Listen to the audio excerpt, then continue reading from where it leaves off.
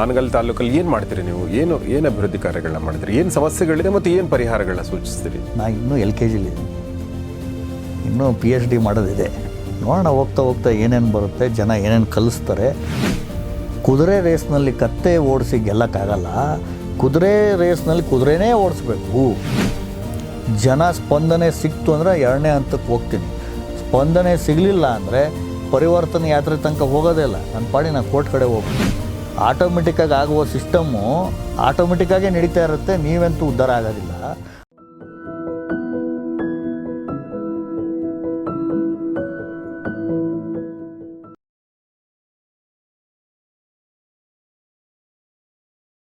ಈಗ ವಾಪಸ್ ನಾವು ಹಾನಗಲ್ಲಿಗೆ ಬರೋದಾದರೆ, ನಮ್ಮೂರು ನಮ್ಮವರು ಅನ್ನೋ ಸಂಘಟನೆಗೆ ಬರೋದಾದರೆ, ನೀವೇನು ಊರು ತಿರುಗ್ತಾ ಇದ್ದೀರಾ ಅದ್ರ ಬಗ್ಗೆ ನೀವು ಹೇಳ್ತಾ ಇದ್ರಿ.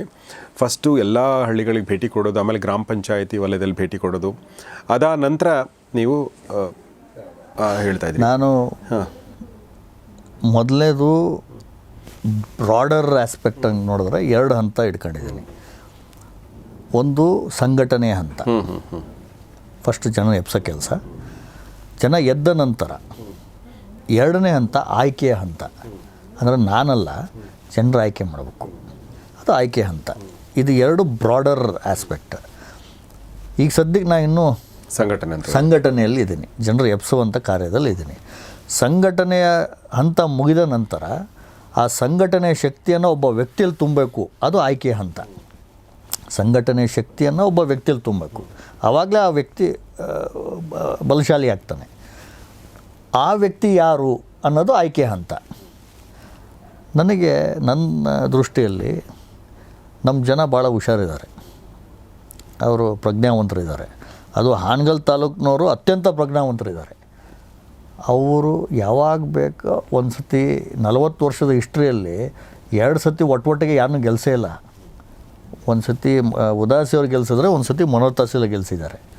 ಅಂದರೆ ಚೆಕ್ ಆ್ಯಂಡ್ ಬ್ಯಾಲೆನ್ಸ್ ಅಂತಾರೆ, ಯಾವಾಗಲೂ ಮಾಡಿದ್ದಾರೆ. ಅದರ ಅರ್ಥ ಎಷ್ಟು ಪ್ರಜ್ಞಾವಂತರು ಇದ್ದಾರೆ ಅಂತ ತಾನೆ. ಅವರಿಗೆ ಕತ್ತೆ ಹಾಗೂ ಕುದುರೆ ನಡುವೆ ಇರುವ ವ್ಯತ್ಯಾಸ ಗೊತ್ತಿರುತ್ತೆ. ಆಯ್ಕೆ ಅಂತ ಬಂದಾಗ ಕುದುರೆ ರೇಸ್ನಲ್ಲಿ ಕತ್ತೆ ಓಡಿಸಿ ಗೆಲ್ಲಕ್ಕಾಗಲ್ಲ, ಕುದುರೆ ರೇಸ್ನಲ್ಲಿ ಕುದುರೆನೇ ಓಡಿಸ್ಬೇಕು ಅನ್ನುವಂಥ ವಿವೇಚನೆ ನಮ್ಮ ಜನಕ್ಕೆ ಭಾಳ ಚೆನ್ನಾಗಿದೆ. ಕತ್ತೆ ಇದ್ದರೆ ಎಳ್ಕೊಂತಾರೆ, ಕುದುರೆ ಇದ್ದರೆ ಓಡಿಸ್ತಾರೆ. ಸೊ ಹಾಗಾಗಿ ಈ ಆಯ್ಕೆ ಹಂತ ಬಂದಾಗ ಆ ವ್ಯಾಪ್ತಿಗೆ ಬರ್ತೀವಿ. ಇದು 2 ಹಂತ ಅಂತ ಹೇಳಿದ್ದೀನಿ. ಇದು ಬ್ರಾಡರ್. ಈಗ ನಮ್ಮೂರು ನಮ್ಮವರು ಅಡಿಯಲ್ಲಿ ಏನೇನು ಹೆಜ್ಜೆ ಇಡ್ಬೋದು ನೀವು ಅಂದರೆ, ನಾನು 3 ಯಾತ್ರೆಗಳನ್ನು ಪ್ಲ್ಯಾನ್ ಮಾಡಿದ್ದೀನಿ. ಈಗ ಸದ್ಯಕ್ಕೆ 1ನೇ ಯಾತ್ರೆಯಲ್ಲಿ ಇದ್ದೀನಿ, ಅದು ಪರಿಚಯ ಯಾತ್ರೆ. ನಾನು ಯಾರು ಅಂತ ಪರಿಚಯ ಮಾಡ್ಕೋಬೇಕು. ನಾನು ಯಾವ್ದಾರು ಹಳ್ಳಿಗೆ ಹೋದರೆ ಅವ್ರು ಯಾರು ಅಂತ ಅವ್ರ ಪರಿಚಯ ಆಗ್ಬೇಕು ನನಗೆ. ಇದು ಪರಿಚಯ ಯಾತ್ರೆ. ನೀವು ಸಮಸ್ಯೆಗಳನ್ನು ಕೂಡ ಕೇಳ್ತಾ ಇದ್ದೀರಾ ಅವರು? ಹೌದು. ಓಕೆ. ಇದು 1ನೇ ಹಂತದಲ್ಲಿ ಪರಿಚಯ ಯಾತ್ರೆ ಅಂತ ಕರೆದ್ರೂ ಕೂಡ ಪ್ಯಾರ್ಲಲ್ಲಿ ಯಾರ್ಯಾರು ನನಗೆ ಅಲ್ಲಲ್ಲಿ ಸಮಸ್ಯೆಗಳು ಅಥವಾ ಸಹಕಾರ ಕೇಳ್ತಾರೆ ಅದನ್ನೆಲ್ಲ ಮಾಡ್ತಾನೆ ಇದೆ. ಅದು ಸೈಮಲ್ಟೇನಿಯಸ್ಲಿ ನಡೀತಾ ಇರುತ್ತೆ. ಯಾಕೆಂದರೆ ನಮ್ಮ ಗುರಿ ಇರೋದು ಜನಸ್ಪಂದನೆ. ಪರಿಚಯ ಆದಮೇಲೆ ಸ್ಪಂದನೆ ಮಾಡಬೇಕು ಅಂತಿಲ್ಲ. ನಾವು ಹೋಗಲಿಲ್ಲಂಥ ಹಳ್ಳಿಗಳಿಗೂ ಜನ ಯಾರು ನಂಗೆ ಕಾಂಟ್ಯಾಕ್ಟ್ ಮಾಡೋದಲ್ಲಿ ನನ್ನ ಕೈಲಾಗಿದ್ದ ಶಕ್ತಿ ಮೀರಿ ಪ್ರಯತ್ನ ಮಾಡ್ತೀನಿ, ಅವ್ರು ಸಹಕಾರ ಕೊಡ್ತಾಯಿದ್ದೀನಿ. ಆದರೆ ಮೊದಲನೇದು ಪರಿಚಯ ಯಾತ್ರೆ. ಪರಿಚಯ ಯಾತ್ರೆ ಆದ ನಂತರ ಮುಗಿದ ಮೇಲೆ ನನ್ನ ಟಾರ್ಗೆಟ್ 154, 83 ಹಳ್ಳಿ ಮುಗಿಸಿದ್ದೀನಿ. 154 ಇಸ್ ಮೈ ಟಾರ್ಗೆಟ್. ಅದು ಆದ ನಂತರ 42 ಗ್ರಾಮ ಪಂಚಾಯತಿ ವ್ಯಾಪ್ತಿಗಳು ಬರುತ್ತೆ. ಅದಕ್ಕೆ ಅನುಭವ ಯಾತ್ರೆ ತೆಗಿತೀನಿ. ಅನುಭವ ಯಾತ್ರೆ ಅಂದರೆ, ನಾನು ಗ್ರಾಮ ಪಂಚಾಯತಿ ವ್ಯಾಪ್ತಿಯಲ್ಲಿ ಆ ಗ್ರಾಮ ಪಂಚಾಯತಿಯಲ್ಲಿ ಏನೇನು ಸಮಸ್ಯೆಗಳಿದೆ ಹಾಗೂ ಏನೇನು ಅಭಿವೃದ್ಧಿ ಆಗೋಗಿದೆ ಎರಡನ್ನೂ ನಾನು ಕಲಿಬೇಕು. ನೋಡಿ, ನಾಯಕ ಆಗಬೇಕು ಅಂತಂದ್ರೂ ಅಥವಾ ನಾಯಕನಾದವನು he should always be a student first. ಅವನು ವಿದ್ಯಾರ್ಥಿ ಆಗಬೇಕು. ಸಮಾಜದಲ್ಲಿ ಅತ್ಯಂತ ಕನಿಷ್ಠ ವ್ಯಕ್ತಿ ಕೂಡ ಯಾವ್ದಾರ ಒಂದು ಒಳ್ಳೆಯ ಪಾಠ ಕಲಿಸುವಂಥ ಶಕ್ತಿ ಅವನ ಹತ್ರ ಇರುತ್ತೆ. ಅದನ್ನು ಕಲಿಯುವಂಥ ವಿವೇಚನೆ ಹಾಗೂ ಮನೋಭಾವನೆ ನಮ್ಮಲ್ಲಿರಬೇಕು. ಅದಕ್ಕೆ ಫಸ್ಟ್ ನಾನು ಸ್ಟೂಡೆಂಟ್ ಆಗಬೇಕು, ವಿದ್ಯಾರ್ಥಿ ಆಗಬೇಕು.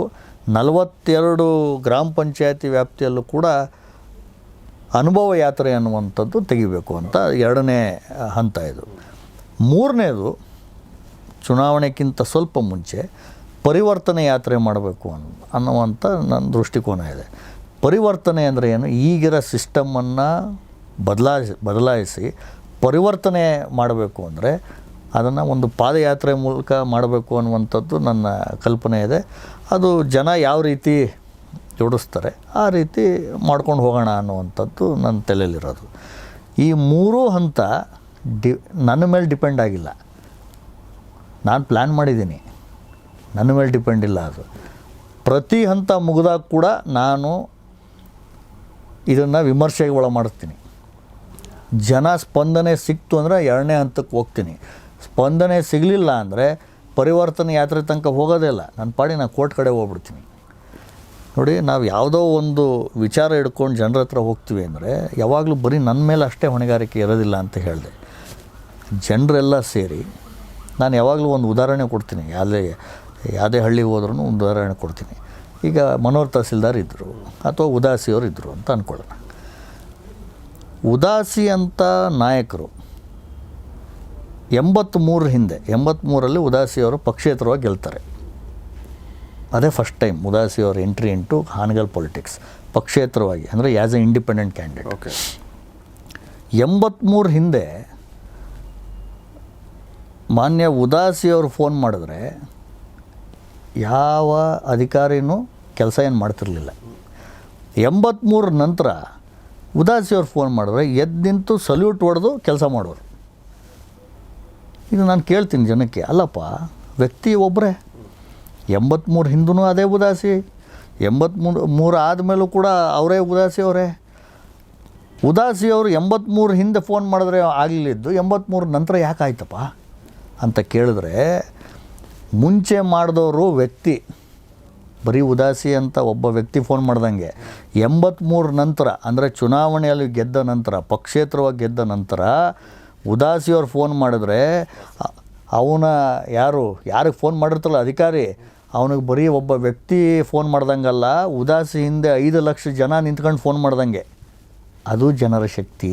Okay okay.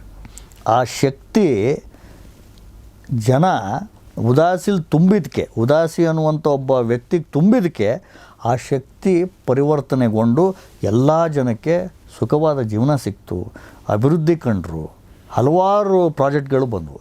ಅದೇ ರೀತಿ ಮನೋಹರ್ ತಹಸೀಲ್ದಾರ್ ಇಬ್ಬರಲ್ಲೂ ಅದೇ ಸಾಮ್ಯತೆ ಇತ್ತು. ನಾನು ಕೂಡ ಇವತ್ತು ಜನರು ಏನು ಹೇಳ್ತಾ ಇರೋದು ಅಂದರೆ, ನೀವು ಸುಮ್ಮನೆ ಮನೇಲಿ ಕೂತ್ಕೊಂಡ್ರೆ ಆಯಿತು ಅಂತ ತಿಳ್ಕೊಬೇಡಿ. ಚುನಾವಣೆಗಳು ಆಟೋಮೆಟಿಕ್ಕಾಗಿ ಆಗ್ತವೆ, ಶಾಸಕರು ಆಟೋಮೆಟಿಕ್ಕಾಗಿ ಆಗುತ್ತೆ ಅಂತ ಅಂದ್ಕೋಬೇಡಿ. ಆಟೋಮೆಟಿಕ್ಕಾಗಿ ಆಗುವ ಸಿಸ್ಟಮ್ಮು ಆಟೋಮೆಟಿಕ್ಕಾಗೇ ನಡೀತಾ ಇರುತ್ತೆ, ನೀವಂತೂ ಉದ್ಧಾರ ಆಗೋದಿಲ್ಲ. ಅದನ್ನು ಆಟೋಮೆಟಿಕ್ಕಿಂದ ಮ್ಯಾನ್ಯಲ್ ಮೋಡಿಗೆ ತರಬೇಕು. ಅಂದರೆ ನೀವು ಸಂಘಟನೆಯನ್ನು ನೀವು ಫಸ್ಟ್ ಬಿಗಿಯಾಗಿ ಮಾಡಬೇಕು. ಆ ಸಂಘಟನೆ ಶಕ್ತಿಯನ್ನು ಒಬ್ಬ ವ್ಯಕ್ತಿಲಿ ತುಂಬಿದ್ರೆ ಆ ವ್ಯಕ್ತಿ ಶಾಸಕನಾದ ಮೇಲೆ ಅದನ್ನು ಎಲ್ಲರಿಗೂ ಹಂಚ್ತಾನೆ. ಸೊ ಕರ್ತವ್ಯ ಎರಡೂ ಕಡೆಯಿಂದ ಇದೆ. ಈಗ ನೀವು ಶಾಸಕರಾದರೆ ಅಂತ ಅನ್ಕೊಳ್ಳೋಣ, ಹಾನಗಲ್ ತಾಲೂಕಲ್ಲಿ ಏನು ಮಾಡ್ತೀರಿ ನೀವು? ಏನು ಅಭಿವೃದ್ಧಿ ಕಾರ್ಯಗಳನ್ನ ಮಾಡ್ತೀರಿ? ಏನು ಸಮಸ್ಯೆಗಳಿದೆ ಮತ್ತು ಏನು ಪರಿಹಾರಗಳನ್ನ ಸೂಚಿಸ್ತೀರಿ? ಇದು ಜನರು ಪಾಕೆಟ್ ಮೇಲೆ ಹೊಣೆ ಆಗದೇ ರೀತಿಯಲ್ಲಿ, ಓಕೆ, ಅವರ ಕೆಲಸ ಈಸಿ ಆಗೋ ರೀತಿಯಲ್ಲಿ, ಎಲ್ಲ ಅಧಿಕಾರಿಗಳು ಕರೆಕ್ಟಾಗಿ ಕೆಲಸ ಮಾಡೋ ರೀತಿಯಲ್ಲಿ ಏನು ಮಾಡ್ಬೋದು ಅಂತ ನಿಮ್ಗೆ ಹೇಳ್ಬಿಟ್ಟಿದ್ದೀನಿ. ಅವರಾಗಲಿ ಅಭಿವೃದ್ಧಿ ದೃಷ್ಟಿಯಲ್ಲಿ ಕಾಂಟ್ರಾಕ್ಟರ್ಸ್ ಆಗಲಿ, ಇವೆರಡನ್ನೂ ಎಕ್ಸ್ಪ್ಲೇನ್ ಮಾಡಿದ್ದೀನಿ. ಮುಂದೆ ಏನು ಮಾಡಬೇಕು ಅಂದರೆ, ನಾನು ಅನುಭವ ಯಾತ್ರೆಯಲ್ಲಿ ಇಳಿಬೇಕು, ನಾನು ಸ್ಟೂಡೆಂಟ್ ಆಗಬೇಕು. ನಾನು ನಮ್ಮ ಜನರ ಹತ್ರ ಕೂತ್ಕೊಂಡು ಅವ್ರು ಕೊಡುವ ಟಾಸ್ಕ್ಗಳನ್ನು ಫಸ್ಟ್ ಕಲಿಬೇಕು.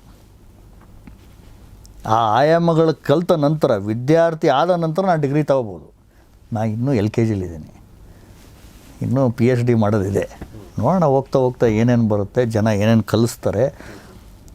ನಾನು ಕಲಿಯೋಕ್ಕೆ ರೆಡಿ ಇದ್ದೀನಿ, ಓಕೆ, ಜನ ಕಲ್ಸೋಕ್ಕೆ ರೆಡಿ ಇರ್ಬೇಕು. ಬಟ್ ನೀವು ನಿಮ್ಮ ತಾಲೂಕು ಅಂದರೆ ನೀವು ಅದೇ ತಾಲೂಕಿನವರಾಗಿರೋದ್ರಿಂದ ಮತ್ತು ಈಗ ಪಾದಯಾತ್ರೆ ಕೂಡ ಮಾಡಿರೋದ್ರಿಂದ ನಿಮ್ಮ ಬ್ರಾಡಾಗಿ ನಿಮ್ಗೆ ಅನಿಸಿರುತ್ತೆ ಈ ಸಮಸ್ಯೆಗಳು ಇಲ್ಲಿದೆ ಅಥವಾ ಈ ಯೋಜನೆಗಳನ್ನ ಇಲ್ಲಿ ತರಬಹುದು ಅಂತ ಹೇಳಿ, ಆ ಥರದ್ದು ಏನಾದರೂ ಇದೆಯಾ? ನಾನು ನೋಡ್ದಂಗೆ ಕಮ್ಯುನಿಕೇಷನ್ ಈಸ್ ಫಸ್ಟ್. ಅಂದರೆ ರೋಡ್ಗಳು, ಮುಂಚೆ ಉದಾಸಿ ಅವರು PWD ಮಂತ್ರಿ ಆದಾಗ ಅಸೆಂಬ್ಲಿಯಲ್ಲಿ ಅಪೋಸಿಷನ್ ಪಾರ್ಟೀಸ್ ಎಲ್ಲ ಎದ್ಬಿಟ್ಟು, ಉದಾಸಿಯವರೇ ನೀವು PWD ಮಂತ್ರಿ, ರಾಜ್ಯಕ್ಕೆ ಬರೀ ಹಾನಗಲ್ಗಲ್ಲ ಅಂತ ಹೇಳ್ತಾಯಿದ್ರು. ಅಂದರೆ ಆ ರೀತಿಯಲ್ಲಿ ಪ್ರತಿ ಒಂದು ಗ್ರಾಮಕ್ಕೆ, ಕುಗ್ರಾಮಕ್ಕೂ ಕೂಡ ಟಾರ್ ರೋಡ್ ಮಾಡಿದ್ದಂಥ ವ್ಯಕ್ತಿ. ಓಕೆ, ಇವತ್ತು ಅದರ ಸ್ಥಿತಿ ನೋಡಿಬಿಟ್ರೆ ಅಧೋಗತಿ. ಯಾರೋ ಸ್ವಲ್ಪ ಗರ್ಭಿಣಿ ಹೆಂಗಸು ಏನಾರು ಹೋದರೆ ಹಾಸ್ಪಿಟ್ಲ್ ಮುಟ್ಟೋಷ್ಟೊತ್ತಿಗೆ ದಾರಿಯಲ್ಲೇ ಡೆಲಿವರಿ ಆಗುವಂಥ ಪರಿಸ್ಥಿತಿ ಬಂದಿದೆ. ಆ ಥರ ನಮ್ಮ ರೋಡಿನ ವ್ಯವಸ್ಥೆ ಆಗಿದೆ. ಮೊದಲು ಫಸ್ಟ್ ನಾವು ಮಾಡಬೇಕಾಗಿರೋದು ನನ್ನ ದೃಷ್ಟಿಯಲ್ಲಿ ರೋಡ್ಗಳಿಗೆ ಆದ್ಯತೆ ಕೊಡಬೇಕು. ಅದು ರೈತಂಗೂ ಉಪಯೋಗ ಆಗುತ್ತೆ, ಸ್ಕೂಲಿಗೆ ಹೋಗುವಂಥ ಮಕ್ಳಿಗೂ ಉಪಯೋಗ ಆಗುತ್ತೆ. ಸೊ ಫಸ್ಟ್ ರೋಡ್ಗಳನ್ನು ಸರಿ ಮಾಡಬೇಕು. 2, ಆರೋಗ್ಯ ಕೇಂದ್ರಗಳಲ್ಲಿ ಒಳ್ಳೆಯ ಡಾಕ್ಟರ್ಸನ್ನ ನಾವು ಬೇರೆ ಬೇರೆ ಕಡೆಯಿಂದ ತಂದು ಅದನ್ನು ಊರ್ಜಿತಗೊಳಿಸ್ಬೇಕು. ಈಗೇನಾಗಿದೆ, ಏನು ಬಂದ್ರೂ ತಾಲೂಕಲ್ಲಿರುವಂಥ ಹಾಸ್ಪಿಟ್ಲಲ್ಲಿ ಏನೂ ಚಿಕಿತ್ಸೆ ಇಲ್ಲ, ನೀವು ಜಿಲ್ಲಾ ಮಟ್ಟಕ್ಕೆ ಹೋಗ್ಬೇಕು ಅಥವಾ ಹುಬ್ಳಿಗೆ ಹೋಗ್ಬೇಕು ಅನ್ನುವಂಥ ಸ್ಥಿತಿ. ಅಲ್ಲಿಗೆ ಹೋಗೋಟಕ್ಕೆ ಎಷ್ಟೋ ಜನ ಹಾರ್ಟ್ ಪೇಷಂಟ್ಸು ಎಷ್ಟೋ ಜನ ಹೋಗ್ಬಿಟ್ಟಿರ್ತಾರೆ. PHC ಪ್ರೈಮರಿ ಹೆಲ್ತ್ ಸೆಂಟರನ್ನು ಬಿಗಿ ಮಾಡಿದ್ರೆ ಆರೋಗ್ಯನ ಕೊಡ್ಬೋದು. 3ನೇದು ಶಾಲೆಯ ವ್ಯವಸ್ಥೆ. ನಮ್ಮ ಈ ಗೌರ್ಮೆಂಟ್ ಸ್ಕೂಲ್ಗಳು ಅಂದರೆ ಒಂಥರ ಅದು ಮಲತಾಯಿ ಮಕ್ಕಳು ಹೆಚ್ಚು ಕಡಿಮೆ ಹಾಗೆ ಇದೆ. ಅದು ನೀವು ನೋಡಿದ್ರೆ ಅದು ಭಾಳ ಕನಿಷ್ಠ ಸ್ಥಿತಿಗೆ ಮುಟ್ಬಿಟ್ಟಿದ್ದಾವೆ. ಆದರೆ ಗೌರ್ಮೆಂಟ್ ಸ್ಕೂಲ್ಗಳಲ್ಲೇ ಮೆಜಾರಿಟಿ ಮಕ್ಕಳು ಓದ್ತಾ ಇರೋದು. ನಮ್ಮ ಹಳ್ಳಿಗಳ ಮಕ್ಕಳು ಹೇಳ್ತಾಯಿದ್ದೀನಿ. ಪೇಟೆ ಟೌನಲ್ಲಿ ಓದಿರೋರಿಗೆಲ್ಲ ಅವಕಾಶಗಳಿದ್ದಾವೆ. ಬಟ್ ಹಳ್ಳಿ ಮಕ್ಕಳಿಗೆ ಹೋಗೋದೇ ಗೌರ್ಮೆಂಟ್ ಶಾಲೆಯಲ್ಲಿ. ಅಲ್ಲಿ ಅವ್ರಿಗೆ ಇನ್ಫ್ರಾಸ್ಟ್ರಕ್ಚರ್ ಇಲ್ಲ, ಟೀಚರ್ಸ್ ಇಲ್ಲ. 300 ಜನ ಸ್ಟೂಡೆಂಟ್ಸ್ ಇದ್ದರೆ ಒಂದೇ ಟೀಚರು. ಈ ಥರ ಹಲವಾರು ಸ್ಕೂಲ್ ಈ ಥರ ಇದನ್ನೆಲ್ಲ ನಾನು ನೋಡ್ತಾ ಇದ್ದೀನಿ ಈಗ ಆಲ್ರೆಡಿ. ಪ್ರಾಬಬ್ಲಿ ಈ 3 ಅಂಶವನ್ನು ನಾನು ಫಸ್ಟ್ ಎಲ್ಲ ಮಾಡಿಬಿಡ್ತೀವಿ ಅಂತ ಅಂದ್ಕೊಳ್ಳೋದಲ್ಲ. 3 ಸೆಕ್ಟರ್ ಇಟ್ಕೋಬೇಕು ಯಾವಾಗಲೂ. ಈ 3 ಸೆಕ್ಟರ್ಸು ರೈತರು ಮಾತ್ರ ಅತ್ಯಂತ ಇಂಪಾರ್ಟೆಂಟ್ ಪಾರ್ಟ್. ನಮ್ಮದ್ರೊಳಗೆ ಫಾರ್ಚುನೇಟ್ಲಿ ನಮಗೆ ನೀರಿನ ವ್ಯವಸ್ಥೆ, ನಾವು ಅರೆ ಮಲೆನಾಡಿರೋದ್ರಿಂದ ಮಳೆ ಆಗಲಿ ನೀರಿನ ವ್ಯವಸ್ಥೆ ಆಗ್ತಾಯಿದೆ, ಅದೇನು ತೊಂದರೆ ಇಲ್ಲ. ಆದರೆ ಬೆಳೆ ಹಾನಿ ಅನ್ನೋದು ಮಾತ್ರ ಯಾವಾಗಲೂ ಅಂಟ್ಕೊಂಡಿದ್ದೆ. ಎಲ್ಲರಿಗೂ ಈ ಕ್ರಾಪ್ ಇನ್ಶೂರೆನ್ಸು ಕಡಿಮೆ ಆಗಿದೆ ಅಂತ. ಅದು ಉದಾಸಿಯವರಿದ್ದಾಗ ಯಾವಾಗಲೂ ಕ್ರಾಪ್ ಇನ್ಶೂರೆನ್ಸ್ ಬರ್ತಾಯಿತ್ತು, ಈಗ ಬರ್ತಾಯಿಲ್ಲ ಅನ್ನುವಂಥದ್ದು ಒಂದು ಸಮಸ್ಯೆ. ಆ ಸಮಸ್ಯೆಗೆ ಒಂದು ಸೂಕ್ತವಾದ ಪರಿಹಾರ ಕಂಡುಹಿಡ್ಕೊಂಡ್ರೆ ಐ ಥಿಂಕ್ ಎಲ್ಲರಿಗೂ ನಾವು ಸುಸಜ್ಜಿತವಾಗಿ ಮುನ್ನಡಿಬೋದು ಅಂತ ನನ್ನ ಭಾವನೆ. ಸೊ ಸಂದೀಪ್ ಪಾಟೀಲ್ ಅವ್ರ ಜೊತೆ ಮಾತಾಡ್ತಿರ್ಬೇಕಾದ್ರೆ 2-3 ಅಂಶಗಳು ನನ್ನ ಗಮನ ಸೆಳೆದಂದರೆ, ಮೊದಲಿಂದ ನಾನು ಇತ್ತೀಚೆಗೆ ಅವ್ರು ಹೇಳಿದ ಹಾಗೆ ತುಂಬ ಯೋಜನೆಗಳು, ತುಂಬ ಪ್ಲ್ಯಾನ್ಗಳು ಹೇಳಿಬಿಟ್ರೆ ಸಂಶಯ ಬರುತ್ತೆ, ಇದಿಷ್ಟೆಲ್ಲ ಮಾಡ್ತಾರಾ ಅಂಥೇಳಿ. ಕಡಿಮೆ ಹೇಳಿದಷ್ಟು ಭಾಳ ಒಳ್ಳೇದಂತ ನನಗನ್ಸುತ್ತೆ. ಆಮೇಲೆ ಬೇಸಿಕ್ಸ್ ಹೇಳಿದ್ರಿ ನೀವು, ಆ್ಯಕ್ಚುಲಿ ಅದು ಭಾಳ ಒಳ್ಳೇದಂತ ಅನಿಸುತ್ತೆ. 2ನೇದು, ನಮ್ಮೆಲ್ರಿಗೂ ಕೂಡ ನಮ್ಮ ಊರಿಗೆ ಹೋಗಬೇಕು ಮಾಡಬೇಕು ಅನ್ನೋದಿರುತ್ತಲ್ವ. ಸೊ ಅದನ್ನು ಅವ್ರು ಮಾಡ್ತಾಯಿದ್ದಾರೆ. ಹೀಗಾಗಿ ನನ್ನ ವೈಯಕ್ತಿಕ ಮೆಚ್ಚುಗೆ ನಿಮ್ಮ ಬಗ್ಗೆ. ಸೊ ಯಾಕೆಂದರೆ ನೀವು ಗೆದ್ದರೆ ಈ ಥರ ಮನಸ್ಸು ಏನಿದೆ, ಎಲ್ಲರ ಮನಸ್ಸಲ್ಲಿದೆಯೋ ಆ ಎಲ್ಲ ವ್ಯಕ್ತಿಗಳು ಗೆದ್ದ ಹಾಗೆ. ಬೆಂಗಳೂರಲ್ಲೋ ಇನ್ನೊಂದು ಕಡೆ ಹೋಗಿ ಅಥವಾ ಬೇರೆ ದೇಶದಲ್ಲಿರುವಂಥ ವ್ಯಕ್ತಿಗಳು ಕೂಡ ನಮ್ಮ ಊರಿಗೆ ಏನಾದರೂ ಮಾಡಬೇಕಂತ ಅಂದ್ಕೊಂಡಿರ್ತಾರಲ್ಲ, ಅವರೆಲ್ಲರೂ ಗೆದ್ದ ಹಾಗೆ ಅಂತ ಅನಿಸುತ್ತೆ. 3ನೇದು, ಅವರ ವೈಯಕ್ತಿಕ ಒಂದು ಮಾತು ಮತ್ತು ಅದು ನಮ್ಮ ಎಥೋಸ್ ಅಂತಾರಲ್ಲ, ನಮ್ಮ ಮನಸ್ಸಲ್ಲಿರುವಂಥ ಮಾತು ಏನಂದರೆ ನಮ್ಮ ಮನೆ ನಾವು ನೋಡ್ಕೋಬೇಕು ಅನ್ನೋದು. ಆ ಪಾಯಿಂಟ್ ಭಾಳ ಚೆನ್ನಾಗಿದೆ. ನಂಗೆ ಫಸ್ಟ್ ಕನ್ವಿನ್ಸ್ ಆಗಿರಲಿಲ್ಲ. ಅದು ಯಾರಾದರೂ ನೋಡಿಕೊಂಡ್ರೆ ಒಳ್ಳೇದಲ್ವಾ ಅನ್ನೋ ಥರ ಇತ್ತು. ಬಟ್ ನೀವು ಹೇಳಿದ ಮೇಲೆ ನಂಗೆ ಅನಿಸ್ತು, ಹೌದಲ್ವಾ ಇದು ಕರೆಕ್ಟ್ ಪಾಯಿಂಟ್ ಅನ್ನಿಸ್ತು. 4ನೇದು ಭಾಳ ಇಂಪಾರ್ಟೆಂಟ್ ಪಾಯಿಂಟ್ ನನಗನ್ಸಿದ್ದು ಕರಪ್ಷನ್ ರಿಲೇಟೆಡ್.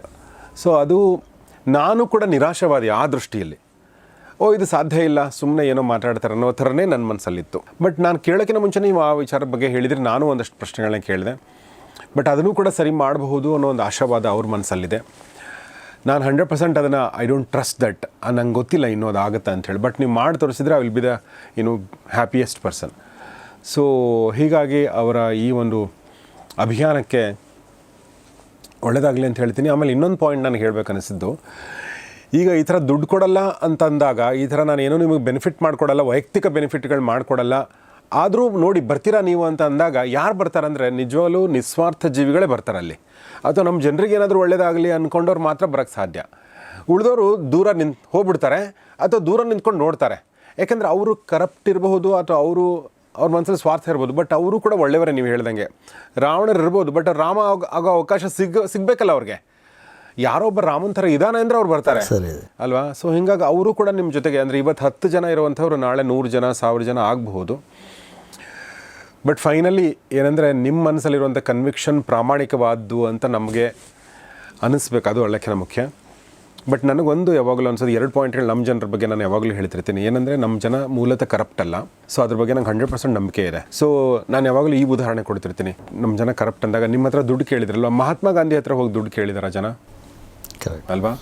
ಯಾಕೆ ಅಂದರೆ ಮಹಾತ್ಮ ಗಾಂಧಿ ಹತ್ರ ದುಡ್ಡಿಲ್ಲ ಅಂತ ಗೊತ್ತಿತ್ತು ಜನರಿಗೆ. ಅಥವಾ ನಜೀರ್ ಸಾಬ್ ಅವ್ರ ಹತ್ರ ಹೋಗಿ ಕೇಳಿದ್ರ, ಸುಮ್ಮನೆ ಉದಾಹರಣೆ, ಈಗ ನಂಗೆ ತಲೆಗೆ ಹೊಡೆದು ಹೇಳ್ತಾ ಇದ್ದೀನಿ ಅಲ್ವಾ? ಸೊ ಆ ಥರ ಎಷ್ಟೋ ರಾಜಕಾರಣಿಗಳ ಹತ್ರ ಹೋಗಿ ಜನ ಕೇಳಿಲ್ಲ. ಅವ್ರು ಯಾರ ಹತ್ರ ಕೇಳ್ತಾರೆ ಅಂದರೆ ಇವ್ರ ಹತ್ರ ದುಡ್ಡಿದೆ ಮತ್ತು ಆ ದುಡ್ಡು ಕರಪ್ಟ್ ಮೀನ್ಸಿಂದ, ಕರಪ್ಟ್ ದಾರಿಯಿಂದ ಇವರು ಪಡ್ಕೊಂಡಿದ್ದಾರೆ. ಕಷ್ಟಪಟ್ಟು ದುಡ್ಡು ಗಳಿಸಿರೋರ ಹತ್ರನೂ ಕೇಳಲ್ಲ ಜನ. ಕರಪ್ಷನ್ ದಾರಿಯಿಂದ ಕೇಳಿರ್ತಾರಲ್ಲ, ಗಳಿಸಿರ್ತಾರಲ್ಲ, ಅಂಥವ್ರ ಹತ್ರನೇ ಹೋಗಿ 100 ರೂಪಾಯಿ ಅವಶ್ಯಕತೆ ಇದ್ದರೆ 1000 ರೂಪಾಯಿ ಕೇಳ್ತಾರೆ. ಆಮೇಲೆ ಫೈನಲ್ ಪಾಯಿಂಟ್ ನನಗೆ ಹೇಳ್ಬೇಕನ್ಸಿರೋದ್ರಿಂದ, ನಮ್ಮ ಜನರಿಗೆ ಅನ್ಸೆಡ್ ಕೂಡ ಅರ್ಥ ಆಗುತ್ತೆ. ನೀವೇನೇ ಹೇಳ್ಬೋದು, ನೀವು ಹೇಳ್ದೇನೂ ಇರ್ಬೋದು, ನಿಮ್ಮ ಮನಸ್ಸೊಳಗಡೆ ನೀವೇನು ಇರ್ತೀರಲ್ವಾ, ಇದು ನಾನು ತುಂಬ ಆನೆಸ್ಟಾಗಿ ಫೀಲ್ ಮಾಡ್ತೀನಿ. ಜನರಿಗೆ ಅದು ಅರ್ಥ ಆಗುತ್ತೆ. ನೀವು ಸುಳ್ಳು ಹೇಳ್ತಾ ಇದ್ದೀರಾ, ನೀವು ನಿಜ ಹೇಳ್ತಾ ಇದ್ದೀರಾ, ನೀವು ನಾಟಕ ಮಾಡ್ತಾ ಇದ್ದೀರಾ, ನೀವು ನಿಜವಾಗ್ಲೂ ಆ ಥರ ಇದ್ದೀರಾ ಅನ್ನೋದು ಜನರಿಗೆ 100% ಅರ್ಥ ಆಗುತ್ತೆ. ಸೊ ಹೀಗಾಗಿ ನಿಮ್ಮ ಮನಸ್ಸಲ್ಲಿರುವಂಥ ಭಾವನೆ ಅವ್ರಿಗೆ ತಲುಪಲಿ ಮತ್ತು ನಿಮ್ಮ ಮೂಲಕ ಜನರಿಗೆ ಒಳ್ಳೆಯದಾಗಲಿ ಅಂತ ನಾನು ಹಾರೈಸ್ತೀನಿ. ಸಂದೀಪ್ ಪಾಟೀಲ್ರೆ, ಆಲ್ ದಿ ಬೆಸ್ಟ್, ನಿಮಗೆ ಒಳ್ಳೆಯದಾಗಲಿ. ಸೊ ಆಮೇಲೆ ಇನ್ನೊಂದು ಹೇಳಬೇಕು ಅಂತಂದರೆ, ಒಂದು ಮಾಡೆಲ್ ಸೆಟ್ ಮಾಡೋವಂಥ ಅವಶ್ಯಕತೆ ಕೂಡ ಇದೆ. ಈಗ ನಾವೆಲ್ಲ ಈ ಪ್ರಶ್ನೆಗಳು ಯಾಕೆ ಕೇಳ್ತೀವಿ, ಈ ಅನುಮಾನ ಯಾಕಿದೆ ಅಂದರೆ ನಮಗೊಂದು ಮಾಡೆಲೇ ಇಲ್ಲ. ಈ ಥರ ಮಾಡ್ಬೋದು ಅಂತ ಯಾರು ತೋರಿಸಿದ್ರೆ ಇನ್ನೂ ಒಂದು 10 ಜನ ಇದೇ ಮಾಡೆಲ್ನ ಟ್ರೈ ಮಾಡೋಕ್ಕೆ ಶುರು ಮಾಡ್ತಾರೆ. ಆವಾಗ ನಿಜವಾಗ್ಲೂ ರಾಮರಾಜ್ಯ ಅಂದವೇನಕ ಅದು ಆಗೋಕ್ಕೆ ಸಾಧ್ಯ. ನಮ್ಮ ಎದುರುಗಡೆ ಆ ಥರ ಮಾಡೆಲ್ಗಳೇ ನಮ್ಮ ಈ ಜನ್ರೇಷನ್ ಎದುರುಗಡೆ ಇಲ್ಲದೇ ಇರೋದ್ರಿಂದ ಇದು ಸಾಧ್ಯ ಇಲ್ಲ ಬಿಡು ಅನ್ನೋ ಥರ ಆಗ್ಬಿಟ್ಟಿದೆ. ಯಾರೊಬ್ರು ಮಾಡಿ ತೋರಿಸಿದಾಗ ನೋಡ್ರಿ ಆಗುತ್ತೆ, ನಾವು ಮಾಡ್ಬೋದು ಅನ್ನೋ ಥರದ್ದಾಗುತ್ತೆ. ಸೊ ಹಂಗಾಗಲಿ ಅಂತ ಆಶಿಸ್ತೀನಿ. ಸೊ ನಮ್ಮ ಜೊತೆಗೆ ಇಷ್ಟೊತ್ತು ಮಾತಾಡಿದ್ರಿ. So thank you very much ನಿಮಗೆ ಮತ್ತು ನಮ್ಮೂರು ನಮ್ಮವರು ಈ ಸಂಘಟನೆಗೆ ಮತ್ತು ಆ ಮೂಲಕ ನಮ್ಮ ಜನರಿಗೆ ಒಳ್ಳೆಯದಾಗಲಿ. ಧನ್ಯವಾದಗಳು. Thank you. ಸೊ ಸ್ನೇಹಿತರೆ, ಇದು ಸಂದೀಪ್ ಪಾಟೀಲ್ ಅವರೊಂದಿಗಿನ ಮಾತುಕತೆ. 3 ಎಪಿಸೋಡ್ಗಳಲ್ಲಿ ಮಾಡಿದ್ದೀವಿ ನಾವು. 3 ಎಪಿಸೋಡ್ಗಳನ್ನು ನೋಡಿ ಮತ್ತು 3 ಎಪಿಸೋಡ್ ಸೇರಿಸ್ಕೊಂಡು ಒಂದು ಫುಲ್ ಎಪಿಸೋಡ್ ಮಾಡಿರ್ತೀವಿ. ಅದನ್ನು ಕೂಡ ನೋಡೋದಕ್ಕಾಗದೇ ಇರೋವಂಥವ್ರು ಮುಂಚೆ ಮತ್ತು ನಿಮ್ಮ ಅನಿಸಿಕೆಗಳನ್ನ ತಿಳಿಸಿ. ಸಂದೀಪ್ ಪಾಟೀಲ್ ಅವ್ರ ಬಗ್ಗೆ ಅನಿಸಿಕೆಗಳಲ್ಲ, ಇವ್ರ ವಿಚಾರದ ಬಗ್ಗೆ ನಿಮ್ಮ ಅನಿಸಿಕೆಗಳನ್ನ ತಿಳಿಸಿ. ನಿಮಗೆ ನಿಜವಾಗ್ಲೂ ಇದು ವರ್ಕೆಬಲ್ ಅನಿಸುತ್ತಾ? ಓಕೆ, ನೀವು ಹಾನಗಲ್ ಮತದಾರರಾಗಿದ್ದರೆ ಏನು ಯೋಚನೆ ಮಾಡ್ತಾಯಿದ್ದೀರಾ? ನಾವು ಹಾನಗಲ್ ಮತದಾರರಲ್ಲ, ನಾವು ಬೇರೆ ಮತದಾರರು. ಬಟ್ ಈ ಒಂದು ಮಾಡೆಲ್ ಬಗ್ಗೆ ನಿಮಗೇನು ಅನಿಸುತ್ತೆ? ಈ ಥರ ನಾಯಕರಿಗೆ ಸಪೋರ್ಟ್ ನಮ್ಮ ಜನ ಮಾಡ್ತಾರಾ? ಈ ಪ್ರಶ್ನೆಗೆ ದಯವಿಟ್ಟು ನಿಮ್ಮ ಮನಸ್ಸಲ್ಲಿ ಏನಿದೆ ಅದನ್ನು ಆನೆಸ್ಟಾಗಿ ಉತ್ತರ ಕೊಡಿ. ಆಗಲ್ಲ ಅಂದರೆ ಆಗಲ್ಲ ಅಂತ ಹೇಳಿ, ಆಗುತ್ತೆ ಅಂದರೆ ಆಗುತ್ತೆ ಅಂತ ಹೇಳಿ. ಬಟ್ ಒಂದು ಮುಕ್ತ ಮನಸ್ಸಿನಿಂದ ನೀವು ಯೋಚನೆ ಮಾಡಿ ಹೇಳಿ ಅಂತ ಹೇಳ್ತಾ ಇವತ್ತಿನ ಈ ಎಪಿಸೋಡ್ ಮುಗಿಸ್ತಾ ಇದ್ದೀನಿ. ನೋಡ್ತಾರೆ ಗೌರಿಶಕ್ ಸ್ಟುಡಿಯೋ, ನೋಡ್ತಾರೆ ಒಳ್ಳೆ ಕಾರ್ಯಕ್ರಮಗಳನ್ನ. ನಮಸ್ಕಾರ.